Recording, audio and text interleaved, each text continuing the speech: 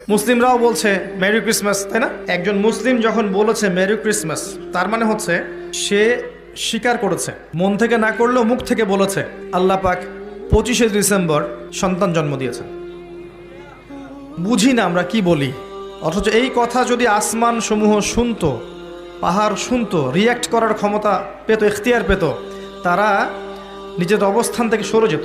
শোনেন, যখন নূহ আলাইহিস সালাম ছিলেন, তিনি মুসলিমই ছিলেন এবং তার ধর্মের নাম ইসলামই ছিল। যখন ইব্রাহিম আলাইহিস সালাম ছিলেন, তার রিলিজনের নাম ইসলামই ছিল, তিনি মুসলিমই ছিলেন। দাউদ, সুলাইমান, ঈসা, মুসা, শুআইব, হুদ, সালেহ, মুহাম্মদ সাল্লাল্লাহু আলাইহি ওয়াসাল্লাম, কোনো নবী মুসলিম ছাড়া অন্য কিছু ছিলেন না। ইসলাম নতুন কোনো ধর্ম নয়, বরং সৃষ্টির শুরু থেকে এই ধর্ম চলে আসছে। কথা কি বুঝতে পারছেন?